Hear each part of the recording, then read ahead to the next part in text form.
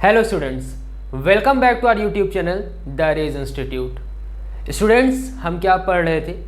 हम पढ़ रहे थे अपनी क्लास 9th की फिजिक्स को। क्या पढ़ रहे थे?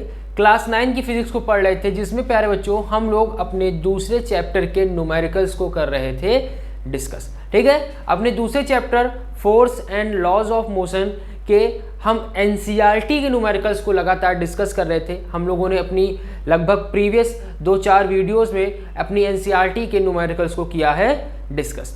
आई होप आपको न्यूमेरिकल्स के कंसेप्ट, न्यूमेरिकल्स को कैसे लगाना है, कैसे समझना है, ठीक है, वह सारी चीज़ें धीरे धीरे अब समझ में आ गई होंगी। बच्चों, आज हम लोग अपनी एनसीईआरटी के न्यूमेरिकल्स के लास्ट वीडियो लेक्चर को लेकर के आए हुए हैं। ठीक है, हमारी एनसीईआरटी का न्यूमेरिकल आज फिनिश हो जाएगा। ठीक है, जो हमारा न्यूमेरिकल है एनसीईआरटी की बुक में वह आज हो जाएगा ख़त्म। तो आज हम लोग एनसीईआरटी के बचे हुए न्यूमेरिकल्स को आज इस लास्ट वीडियो लेक्चर में डिस्कस करने वाले हैं। इसके बाद हम लोग क्या करेंगे, कुछ अपनी रेफरेंस बुक्स का सहारा लेंगे न्यूमेरिकल्स को लगाने के लिए। ठीक है, कुछ रेफरेंस बुक्स के न्यूमेरिकल्स को भी हम लोग करेंगे सॉल्व। लेकिन आज हमारा जो एनसीईआरटी का न्यूमेरिकल है वह होगा खत्म। ठीक है, लेकिन न्यूमेरिकल सीरीज नहीं खत्म होने वाली है, एनसीईआरटी का न्यूमेरिकल खत्म होगा। फिर उसके बाद हम लोग रेफरेंस बुक के कुछ न्यूमेरिकल्स को लगाएंगे, ताकि हमारा जो न्यूमेरिकल का कंसेप्ट है वो बिल्कुल क्लियर रहे, ताकि एग्जाम में हमारे कहीं से भी क्वेश्चंस आए हम उन्हें ईजिली सॉल्व कर सकें। ठीक है, तो आई होप अभी तक मैंने आपको जो भी न्यूमेरिकल्स कराए हैं, समझाए हैं, आपने घर में उसको प्रैक्टिस किया होगा और मेरे द्वारा समझाने पर आपको वो सारी चीज़ें समझ में आई होंगी, और ना समझ आने पर आपने दोबारा वीडियो देखी होगी। मुझे आपसे यह पूरी उम्मीद है। ठीक, तो चलिए बच्चों, इसी आशा और उम्मीद के साथ हम लोग आज अपने एनसीईआरटी के न्यूमेरिकल्स को ख़त्म करते हैं, और उसको ख़त्म करने के लिए हमें शुरू करना पड़ेगा। तो चलिए शुरू करते हैं अपने न्यूमेरिकल को। आपको बोर्ड पर हमारा एक न्यूमेरिकल छोटा सा लिखा हुआ दिखाई दे रहा होगा। ठीक है, रीड करते हैं, समझते हैं कहना क्या चाहता है। और न्यूमेरिकल्स को लगाते समय बच्चों बिल्कुल इसको दिमाग पे बिठा लीजिए कि आपको चैप्टर के कंसेप्ट बिल्कुल क्लियर होने जरूरी हैं, तभी आप न्यूमेरिकल्स को सॉल्व कर पाओगे। तो जो बच्चे डायरेक्ट हमारी इस न्यूमेरिकल की वीडियोस को देख रहे हैं और वो अभी तक चैप्टर नहीं पढ़े हैं, तो सबसे पहले उनसे मेरी रिक्वेस्ट है कि वो चैप्टर को पढ़ें, अपना कंसेप्ट क्लियर करें, उसके बाद न्यूमेरिकल्स को शुरू करें। ठीक, तो चलिए बच्चों न्यूमेरिकल्स को पढ़ते हैं। क्या है न्यूमेरिकल में दिया हुआ? A hammer of mass 500 gram moving at 50 meter per second strike a nail. The nail stop the hammer in a very short time of 0.01 second. What is the force of the nail on the hammer? ठीक है, यहाँ क्या बताया जा रहा है? कह रहा है कि आप लोगों ने एक सीन तो मतलब कि लगभग सभी बच्चों ने देखा होगा कि जब हम क्या करते हैं, एक नेल लेते हैं। ठीक है, एक नेल की बात की जा रही है, कील की बात की जा रही है। उस कील पर जब हम हैमर से स्ट्राइक करते हैं, तो हैमर से स्ट्राइक करने पर क्या होता है, हैमर बहुत ही फ्रैक्शन ऑफ सेकेंड के लिए रुक जाता है। उसी रुके हुए हैमर की बात किया जा रहा है। तो बताया जा रहा है कि आपका जो हैमर है उसका जो मास है वो दिया गया है 500 ग्राम। देन बताया जा रहा है कि उस हैमर से उस नेल पर कितने कह सकते हो कि वेलोसिटी के साथ क्या किया जा रहा है, स्ट्राइक किया जा रहा है, आपका 50 मीटर पर सेकेंड के साथ स्ट्राइक किया जा रहा है। हैमर जो है वो रुक जाता है, नेल के द्वारा रोका जाता है। और कितने टाइम के लिए रोका जाता है? वेरी शॉर्ट टाइम, 0.101 सेकेंड के लिए। ठीक है, 0.01 सेकेंड के लिए उसको रोका गया है। What is the force of the nail on the hammer? तो नेल ने हैमर पर कितना फोर्स अप्लाई किया है वो हमें बताना है। किसने? नेल ने। बच्चों याद कीजिए, हम लोगों ने चैप्टर में दो बहुत इंपॉर्टेंट चीज़ें पढ़ी हैं, जो अभी तक हम लोगों ने देखा होगा कि पूरे न्यूमेरिकल्स में वही ज़्यादातर काम आई हैं। एक हमारा कंजर्वेशन ऑफ मोमेंटम, ठीक है, और आपका एक न्यूटन्स थर्ड लॉ। ठीक है, न्यूटन्स थर्ड लॉ और कंजर्वेशन ऑफ मोमेंटम लगातार हम लोगों ने जितने भी न्यूमेरिकल्स लगाए हैं, ज़्यादातर न्यूमेरिकल्स में यही कंसेप्ट काम आए हैं। तो सेम वही कंसेप्ट यहाँ पर आ रहा है। कौन सा कंसेप्ट? न्यूटन्स थर्ड लॉ का। न्यूटन्स थर्ड लॉ हम लोगों ने पढ़ा है एक्शन और रिएक्शन की। जब कोई भी ऑब्जेक्ट किसी दूसरे ऑब्जेक्ट के साथ कोलिजन करती है, टकराती है, तो जब पहला ऑब्जेक्ट दूसरे ऑब्जेक्ट पर फोर्स अप्लाई करता है तो दूसरा ऑब्जेक्ट शांत नहीं बैठता है, दूसरा ऑब्जेक्ट भी अपोजिट डायरेक्शन में पहले ऑब्जेक्ट पर उतना ही फोर्स एक्सर्ट करता है, उतने ही मैग्नीट्यूड का फोर्स एक्सर्ट करता है। तो यहाँ पे पूरी की पूरी कंडीशन जो बन रही है इस क्वेश्चन में आपकी वही बन रही है कि हैमर ने क्या किया है, नेल पर स्ट्राइक किया है, ठीक है, कितने वेग के साथ, कितनी वेलोसिटी के साथ, 50 मीटर पर सेकेंड की वेलोसिटी के साथ। तो यानी हैमर ने जब नेल पर फोर्स अप्लाई किया है, फोर्स एक्सर्ट किया है, तो ऐसा तो नहीं है कि नेल फोर्स एक्सर्ट नहीं करेगा, नेल भी हैमर पर फोर्स एक्सर्ट करेगा लेकिन अपोजिट डायरेक्शन पे, और उसी अपोजिट डायरेक्शन पर जो नेल फोर्स एक्सर्ट कर रहा है उसी फोर्स को हमें यहाँ पे कैलकुलेट करना है, उसी फोर्स को यहाँ पे हमें निकालना, लिखा ना, what is the force of the nail on the hammer, कि नेल ने हैमर पर कितना फोर्स एक्सर्ट किया है वो हमें निकालना है। ठीक है, आई बात समझ में? आई होप क्वेश्चन तो क्लियर हो गया होगा कि पूछना क्या चाहता है। ठीक है, बहुत से बच्चों को तो यही कंफ्यूजन होती है, सर सब कर लेंगे बस बता दीजिए करना क्या है, लेकिन क्वेश्चन ही उनको नहीं समझ में आता कि क्या क्या दिया है और हमसे पूछा क्या है। तो इसके लिए बच्चों 2 से 3 बार आपको पहले क्वेश्चन तो रीड करना ही पड़ेगा, उसके बाद ही आपको समझ में आएगा कि एग्जैक्टली कहना क्या चाहता है क्वेश्चन।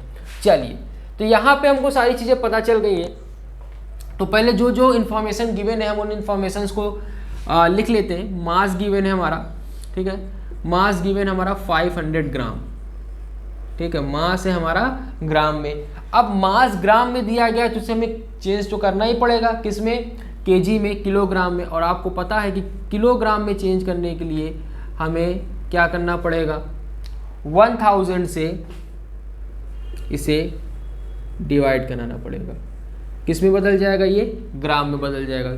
ये 2 जीरो से ऊपर के 2 जीरो कैंसिल आउट हो गए, यानी 0.5 kg आपका हो गया मास।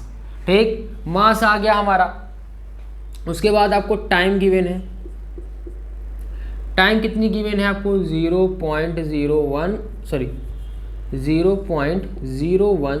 सेकेंड। ठीक, ये 2 चीज़ें आपको गिवन है। ठीक है, अब इसके बाद आपको क्या दिख रहा है, इसके बाद आपको दिखेगा वेलोसिटी। क्या दिख रही है, वेलोसिटी दिख रही है। कौन सी वेलोसिटी, इनिशियल वेलोसिटी। कैसी वेलोसिटी है ये, इनिशियल वेलोसिटी है 50 मीटर पर सेकेंड, यानी चलते चलते रुक रही है। यानी आपने हैमर से क्या किया है, जब नेल पर स्ट्राइक किया है तो हैमर रुक जाता है। तो जब कोई भी चीज़ चलते हुए रुकती है तो हमको पता है कि हमारा v जो होता है वो क्या होता है, 0 होता है। तो हमारी v की वैल्यू यहाँ पर 0 हो गई। हमें फोर्स निकालना है, क्या निकालना है प्यारे बच्चों, फोर्स निकालना है। अब हमें पता है कि फोर्स निकालना है, और फोर्स निकालने के लिए हमारे पास प्यारा सा फोर्स का फॉर्मूला है जिसका नाम है force is equal m/a, mass into acceleration. क्या है, फोर्स का एक फॉर्मूला है हमारा, मास इंटू एक्सेलरेशन। अब मास इंटू एक्सेलरेशन का फॉर्मूला, ये हमारा फोर्स का फॉर्मूला है। अब हमें दिया क्या क्या है, मास तो दिया है लेकिन एक्सेलरेशन गिवन ही नहीं है। ठीक है, तो ये जो एक्स्ट्रा इन्फॉर्मेशन u, v और t की हमें गिवन है, इसी एक्स्ट्रा इन्फॉर्मेशन का यूज़ करके हम क्या निकाल लेंगे, अपना एक्सेलरेशन निकाल लेंगे। तो चलिए बिना किसी देरी के पहले एक्सेलरेशन निकालते हैं, क्योंकि बिना एक्सेलरेशन के फोर्स निकलने वाला नहीं है। हाँ, अब आप कहोगे सर आपने पहले कहा कि पहले लिख लेते हैं, अब आप सॉल्व करने लगे। देखिए बच्चों, नेल के बारे में हमसे इन्फॉर्मेशन पूछा है, लेकिन नेल को लेकर के कोई इन्फॉर्मेशन गिवन नहीं है। ठीक है, फोर्स कितना एक्सर्ट कर रहा है नेल, उस तरीके को लेकर के कोई इन्फॉर्मेशन गिवन नहीं है। लेकिन हाँ, हमारे पास हैमर की सारी इन्फॉर्मेशन क्या है, गिवन है। हैमर की सारी इन्फॉर्मेशन गिवन है, तो हैमर की इन्फॉर्मेशन से हम नेल ने कितना फोर्स हैमर पर अपोजिट डायरेक्शन पे एक्सर्ट किया है वो हम निकाल सकते हैं। क्यों, क्योंकि न्यूटन सेकंड लॉ यही, थर्ड लॉ यही बोलता है कि जितना मैग्नीट्यूड का आपने फोर्स पहले ऑब्जेक्ट ने दूसरे ऑब्जेक्ट पर अप्लाई किया है, उतने ही मैग्नीट्यूड का फोर्स लेकिन अपोजिट डायरेक्शन में वह सेकेंड ऑब्जेक्ट पहले ऑब्जेक्ट पर लगाएगा। यानी हैमर ने जितना फोर्स नेल पर अप्लाई किया होगा उतना ही फोर्स नेल भी हैमर पर अप्लाई करेगा, हैमर पर एक्सर्ट करेगा, लेकिन अपोजिट डायरेक्शन में। ठीक है, यानी अगर हमने हैमर का फोर्स निकाल लिया वो इक्वल होगा किसके, नेल के फोर्स के, और बस हमारा वहाँ पे साइन चेंज हो जाएगी, हमारा डायरेक्शन चेंज हो जाएगा। आई बात समझ में? तो इसीलिए हम लोग यहाँ पे हैमर के इन्फॉर्मेशन से हैमर का फोर्स निकाल रहे हैं। ठीक, तो हमने यहाँ पे बेसिक कैलकुलेशन कर ली है। फोर्स निकालने के लिए फोर्स का फॉर्मूला लिखा तो पता चला हमारे पास एक्सेलरेशन नहीं है। अब एक्सेलरेशन हम इन गिवन इन्फॉर्मेशन से निकाल लेंगे। तो चलिए, तो यहाँ पे हम क्या लगाएंगे, यहाँ पे हम लोग फर्स्ट इक्वेशन ऑफ मोशन को यूज़ करते हैं, जिसका जो है हमारा v is equal u plus A T. ठीक है, v की वैल्यू 0 है, u हमारा 50 दिया हुआ है, प्लस a हमें फाइंड आउट करना है और t हमारा 0.01 सेकेंड गिवन था। ठीक है, अब इस a को आप अपोजिट डायरेक्शन में भेजिए। ठीक है, या 50 को आप अपोजिट डायरेक्शन में भेजेंगे तो a इंटू 0.01 इज इक्वल -50। 0.01 को हमें मल्टीप्लाई में डिवाइड में भेजना पड़ेगा, तभी एक्सेलरेशन की वैल्यू आएगी। तो -50 अपॉन में 0.01। ठीक, ये हो गया हमारा एक्सेलरेशन।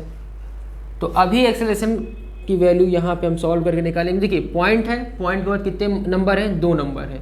तो जैसे ही पॉइंट हम हटाएंगे नीचे 100 आ जाएगा, और 100 का हमें क्या करना पड़ेगा, रेसिप्रोकल करना पड़ेगा, यानी 2 जीरो ऊपर बढ़ जाएंगे।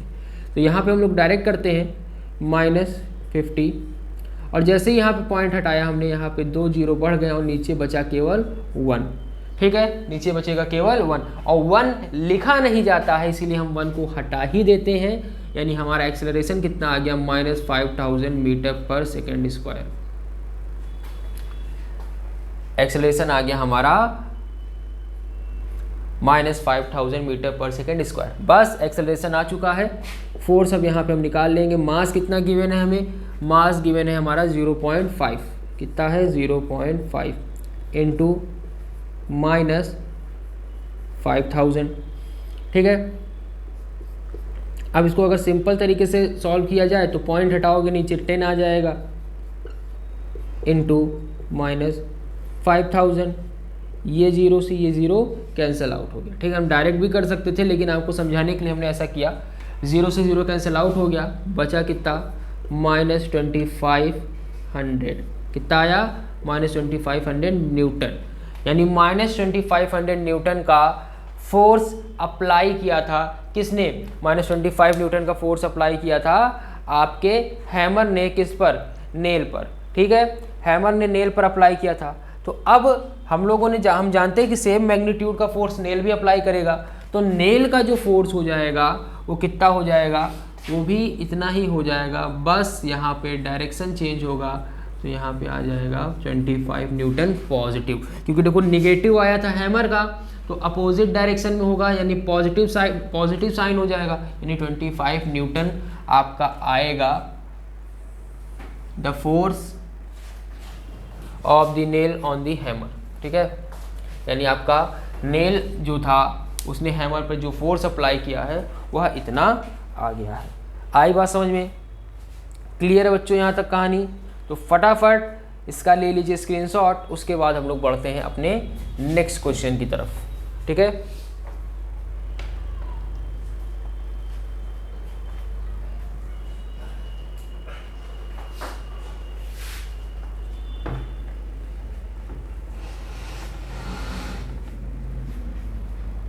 चलिए आई होप बच्चों आप लोगों ने स्क्रीनशॉट ले लिया होगा। चलते हैं नेक्स्ट क्वेश्चन की तरफ। चलिए बच्चों देखते हैं अगला क्वेश्चन हमारा। सामने आपको अगला क्वेश्चन हमारा दिख रहा होगा, ये हमारी एनसीईआरटी का बिल्कुल लास्ट क्वेश्चन है। इसको सॉल्व करते ही हमारा एनसीईआरटी फिनिश। तो चलिए पढ़ते हैं फटाफट और इसको सॉल्व करते हैं। क्या लिखा है प्यारे बच्चों, a motor car of mass 1200 kg, क्या दिया है, एक कार दी गई है, कार का मास दिया गया है 1200 kg यानी 1200 kg, is moving along a straight line with a uniform velocity of 90 kilometre per our, कि वह क्या कर रही है, 90 किलोमीटर पर आवर की स्पीड से एक यूनिफॉर्मली मोशन कर रही है। ठीक है, यूनिफॉर्मली वेलोसिटी चल रही है। Its velocity is slowed down, उसकी वेलोसिटी क्या होती है, स्लो हो जाती है, to 18 kilometre per hour in 4 second, 4 second में उसकी वेलोसिटी 18 किलोमीटर पर आवर हो जाती है जब उस पर एक एक्सटर्नल अनबैलेंस फोर्स अप्लाई किया जाता है। अब आपको पता होगा बैलेंस्ड फोर्स, अनबैलेंस फोर्स हमने पढ़ा है कि किसी भी ऑब्जेक्ट को मूव कराने के लिए, किसी ऑब्जेक्ट को रोकने के लिए हमें एक फोर्स की जरूरत पड़ती है, उस फोर्स को हम लोग कहते हैं अनबैलेंस्ड फोर्स। ठीक, तो अनबैलेंस फोर्स अप्लाई किया, कार की वेलोसिटी स्लो की गई और कितनी हो गई, 18 किलोमीटर पर आवर हो गई। ठीक है सर, इतनी बात समझ में। क्या कैलकुलेट करना है, कैलकुलेट दी एक्सेलरेशन, पहले तो हमें कैलकुलेट करना है acceleration, then and change in momentum, change in momentum भी कैलकुलेट करना है, और उसके बाद क्या करना है, magnitude of the force, force का मैग्नीट्यूड भी चेंज करना है। ठीक है, मैग्नीट्यूड भी फोर्स का चेंज करना है। ठीक है, आई बात समझ में, ये हमारा क्वेश्चन है। तो चलिए बच्चों, तीन चीज़ें हमें निकालनी है, तीनों चीज़ें बहुत ही मोहब्बत से निकल जाएंगी, लेकिन उससे पहले हमें क्या करना है, जो भी चीज़ें गिवन हैं उन गिवन चीज़ों को हम लोग पहले लिख लेते हैं। तो चलिए फटाफट पहले लिखते हैं। क्या लिखा हुआ है, लिखा हुआ है आपका पहले मास, तो पहले मास ले लेते हैं। कितना दिया गया है, 1200 kg, 1200 kg आपका मास दिया गया है। देन आपको इनिशियल वेलोसिटी दी गई है 90 kilometre per our, 90 kilometre per our आपको क्या दी गई है, आपकी वेलोसिटी दी गई है। तो अब इस वेलोसिटी को हमें क्या करना पड़ेगा, मीटर पर सेकंड में चेंज करना पड़ेगा, पता ही है आपको। तो मीटर पर सेकंड में चेंज करने के लिए हमें क्या करना पड़ता है, 5/18 से क्या कराना पड़ता है, गुणा कराना पड़ता है। क्या कराना पड़ता है, 5/18 से गुणा कराना पड़ता है। अच्छे से याद होगा आपको, हम लोगों ने इस तरीके के बहुत से क्वेश्चन सॉल्व किए हैं। ठीक है, आई बात समझ में। चलो, तो 18 5 जा 90 कट गया, बचा 5 × 5 यानी 25 मीटर पर सेकेंड। इनिशियल वेलोसिटी मीटर पर सेकेंड में हमारी ये आ गई। ठीक है, आगे की बात की जाए तो आगे की अगर हम बात करें तो आगे आपका क्या आएगा, आगे आएगा आपका फाइनल वेलोसिटी। फाइनल वेलोसिटी क्या गिवन है, 18 गिवन है, फिर इस 18 किलोमीटर पर आवर गिवन है, तो यहाँ हो जाएगा 18 × 5/18, तो यहाँ हो जाएगा 5 मीटर पर सेकेंड। क्या हो गया, 5 मीटर पर सेकेंड हो गया। ये हमारा एक्सेलरेशन निकल आया। ठीक है, m है, u है, v है, इतनी चीज़ें हमारी पास अवेलेबल हो गई। अब क्या करना है, एक्सेलरेशन निकालना है प्यारे बच्चों। क्या निकालना है, एक्सेलरेशन निकालना है। तो चलिए एक्सेलरेशन निकालते हैं। देखिए मोमेंटम बोला है, ठीक, और एक्सेलरेशन निकालने बोला फोर्स। तो पहले एक्सेलरेशन निकालते हैं, उसी के बाद सारी चीज़ें अच्छे से सॉल्व हो जाएंगी। और यहाँ पे एक और चीज़ गिवन है, t हमारा 4 सेकेंड गिवन है। तो चलिए एक्सेलरेशन निकालते हैं। तो a = v - u/t। ठीक, v की वैल्यू हमारी कितनी गिवन है प्यारे बच्चों, 5, u हमारा 25, t हमारा 4, -20/4, तो कितना आएगा, -5 मीटर पर सेकेंड स्क्वायर। आपका एक्सेलरेशन आ गया -5 मीटर पर सेकेंड स्क्वायर। तो पहली चीज़ हमको जो निकालने बोला था हमने प्यार से निकाल दिया। ठीक है, अब मोमेंटम बोला है, तो मोमेंटम क्या होता है, change in momentum is equal final momentum, ठीक है, सब्ट्रैक्ट बाय इनिशियल मोमेंटम। ठीक है, final momentum subtracted initial momentum. अब ये फाइनल मोमेंटम और इनिशियल मोमेंटम तो हमें पता नहीं है, तो निकाल लेते हैं। तो फाइनल मोमेंटम के लिए हम क्या करेंगे, यहाँ पर फाइनल मोमेंटम के लिए यहाँ पर हो जाएगा mass into velocity minus mass into velocity, ये होगा। ठीक, m हमारा कॉमन आ जाएगा, तो यहाँ हो जाएगा v - u। ठीक है, हमारा मोमेंटम का फॉर्मूला ये होता है ना, मास इनटू वेलोसिटी। मास कितना गिवन है प्यारे बच्चों, मास गिवन है हमारे पास 1200 kg, और यहाँ हो जाएगा हमारा 5 - 25। ठीक, 5 - 25 हो जाएगा, यानी यहाँ हो जाएगा हमारा ΔP यानी change in momentum is equal 1200 × -20। ठीक है, तो -24,000, ठीक है, आपका चेंज इन मोमेंटम आ गया। क्या आ गया? चेंज इन मोमेंटम आ गया। अब मोमेंटम की एसआई यूनिट क्या होती है, आपको पता ही होगी। क्या होती है चेंज इन मोमेंटम की एसआई यूनिट? केजी, ठीक है, केजी मीटर पर सेकेंड। क्या होती है? केजी मीटर पर सेकेंड, ठीक है। तो चेंज इन मोमेंटम हमारा यहाँ पर आ गया। देन अब हमें क्या करना है? अब हमें फोर्स निकालना है। तो फोर्स होता है मास इनटू एक्सेलरेशन। मास हमारा 1200 है और एक्सेलरेशन हमारा 5 है, तो यहाँ पे क्या आ जाएगा?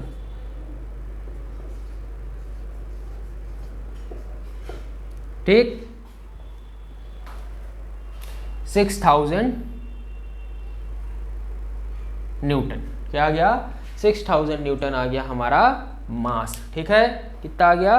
6000 न्यूटन हमारा मास आ गया। ठीक है बच्चों, आई बात समझ में? तो ये इस तरीके से हमें क्वेश्चन सॉल्व करने के लिए बोला था और हमने अपना क्वेश्चन अपने दिए हुए चीज़ों के हिसाब से सॉल्व कर लिया। ठीक है, आई बात समझ में? तो फटाफट बात समझ में आ गई हो तो इसका ले लीजिए आप स्क्रीनशॉट। ठीक बच्चों, आई होप आपने स्क्रीनशॉट ले लिया होगा और क्वेश्चन भी आपको अच्छे समझ में आ गया होगा। तो प्यारे बच्चों, इसी के साथ जैसा कि मैंने आपको वीडियो के स्टार्टिंग में ही बताया था कि हमारे एनसीईआरटी के लास्ट न्यूमेरिकल्स हैं, एनसीईआरटी के कुछ बचे हुए न्यूमेरिकल्स थे जिनको हम लोग कर रहे थे। तो यहाँ पे इसी न्यूमेरिकल के साथ आपका एनसीईआरटी बुक में जो गिवन न्यूमेरिकल्स है वो होते हैं समाप्त। ठीक, आई होप आपको वीडियो समझ में आई होगी, क्वेश्चन समझ में आए होंगे। तो बच्चों आज के लिए बस इतना ही, मिलेंगे नेक्स्ट वीडियो में जिसमें हम लोग अपनी कुछ रेफरेंस की बुक से न्यूमेरिकल्स को करेंगे सॉल्व। तो आज के लिए प्यारे बच्चों बस इतना ही। इसी तरह से हमारे साथ जुड़े रहें और पढ़ते रहें, क्योंकि द रेज इंस्टीट्यूट का यूट्यूब चैनल आपको क्लास 9 से लेकर के क्लास 12 तक के सारे सब्जेक्ट के वीडियोस लेक्चर देता है बिल्कुल फ्री ऑफ कॉस्ट। तो जुड़े रहें, पढ़ते रहें और मस्त रहें। Thank you so much.